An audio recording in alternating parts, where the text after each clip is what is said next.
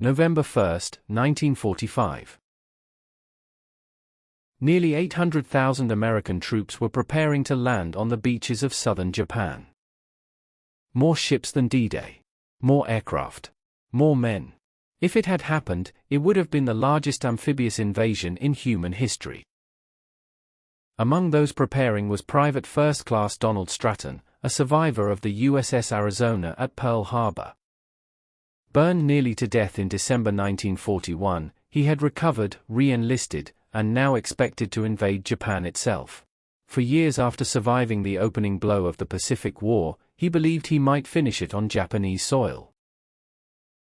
Like hundreds of thousands of others, he understood that he might not survive what was coming. They called it Operation Downfall. And American planners believed it could cost hundreds of thousands of lives, perhaps more than 1 million before it was over. By the summer of 1945, Nazi Germany had surrendered. Berlin had fallen. Europe was liberated. American soldiers were coming home from one front. But across the Pacific, the war was not over. Japan still refused to surrender despite losing its navy, losing air superiority, losing entire island chains, and enduring months of relentless firebombing. The Imperial High Command believed they could still force better terms. If they inflicted catastrophic casualties on an invading American force, perhaps American political will would fracture. Perhaps unconditional surrender could be avoided. American leaders understood what that meant. There would be no negotiated peace. Only invasion. The plan was named Operation Downfall. Clinical. Simple. Almost harmless sounding. It would unfold in 2 phases, Operation Olympic and Operation Coronet. Olympic would begin on November 1, 1945, targeting southern Kyushu, the southernmost of Japan's main islands. Coronet would follow in March 1946, striking directly at the Kanto Plain near Tokyo, the political and industrial heart of Japan. If Olympic opened the door, Coronet would break the house. Olympic alone would require nearly 800,000 personnel in its assault phase. Total mobilization for Downfall exceeded 1.8 million American servicemen. 14 to 17 divisions were designated for Olympic. 14 more for Coronet. The naval force would include over 40 aircraft carriers, at least a dozen battleships, hundreds of destroyers and escorts, and thousands of transport vessels. It would dwarf Normandy. The arsenal of democracy was fully engaged. Yet American planners were operating under a dangerously flawed assumption. Early intelligence estimated roughly 350,000 Japanese troops defending Kyushu. That number proved catastrophically inaccurate. Japanese commanders had correctly predicted likely American landing sites. Kyushu's geography offered only a handful of viable beaches. They made a decisive strategic choice. They would bet everything on Kyushu. By late summer 1945, nearly 900,000 Japanese troops had been concentrated on the island. Not 350,000. 900,000. And they were prepared to die.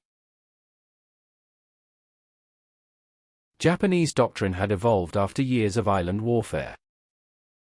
They would not waste forces charging beaches under naval gunfire. Instead, they would allow American forces to land, then withdraw into fortified mountain positions beyond the immediate reach of naval artillery. They would trade space for blood. Every ridge would become a stronghold. Every valley a kill zone.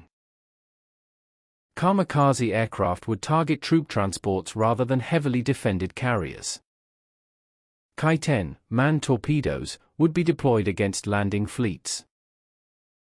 Suicide boats would attack supply vessels. Mines would choke harbors.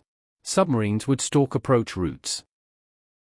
The goal was simple: make the invasion so costly that American leaders reconsidered unconditional surrender. In amphibious warfare, attackers typically seek 3-to-1 superiority. On Kyushu, Americans would land at near parity. And parity favors the defender. Casualty projections began circulating through Washington in classified memoranda. Some estimates suggested 250,000 American casualties in the initial months. Others projected over 500,000. Certain internal analyses considered scenarios in which losses could exceed 1 million if operations extended into 1946. Japanese military deaths were expected in the millions. Civilian casualties were impossible to calculate, with some projections ranging between 5 and 10 million if invasion and starvation combined. These were not dramatic exaggerations. They were planning assumptions. And here the moral equation sharpened. If invasion occurred, millions might die in combat. If invasion did not occur and the war dragged on, millions might still die through blockade, famine, continued firebombing, and ongoing conflict across Asia. In occupied China alone, civilians were dying in vast numbers every month. Across Southeast Asia, famine and forced labor continued. Every additional month of war meant more suffering, not only American, not only Japanese, but regional and civilian. There were no clean options. Only terrible ones. Operation Olympic would strike 3 primary beachheads on southern Kyushu. The objective was not the entire island but the southern third. Airfields would be seized and constructed rapidly, extending air superiority northward in preparation for Coronet. Coronet, scheduled for March 1946, would land near Tokyo on the Kanto Plain with even greater force than Olympic. If Olympic opened the door, Coronet would strike the core. The geography of Kyushu made the operation uniquely dangerous. Unlike Normandy, where beaches allowed broader maneuver, Kyushu's landing zones were separated by mountainous terrain. Linking beachheads would require seizing narrow passes, natural choke points ideal for defense. A single regiment could delay a division. Every ridge could cost thousands of lives. Offshore, kamikaze attacks were expected to intensify beyond anything seen at Okinawa. During that campaign alone, nearly 2,000 kamikaze sorties had damaged or sunk dozens of Allied vessels. For Kyushu, Japanese planners prepared thousands more aircraft, with estimates approaching 10,000. Even if a fraction reached targets, troop transports packed with soldiers would be vulnerable. A single successful strike could kill hundreds or thousands in moments. The ocean itself would burn. Another often overlooked factor added urgency to American calculations. Approximately 285,000 Allied prisoners of war and civilian internees remained in Japanese custody. As the strategic situation deteriorated, there were documented cases of orders authorizing executions if invasion appeared imminent. Every month mattered. Ending the war quickly could mean saving lives that might otherwise vanish in chaos. The United States did not hesitate in its preparations. Factories continued production. Troops redeployed from Europe shifted toward the Pacific. Transports were assembled. Logistics expanded. The American public, exhausted after years of global war, continued to support unconditional surrender. The belief was simple: if Japan were not decisively defeated, future conflict would be inevitable. Then history shifted. On August 6, 1945, an atomic bomb detonated over Hiroshima.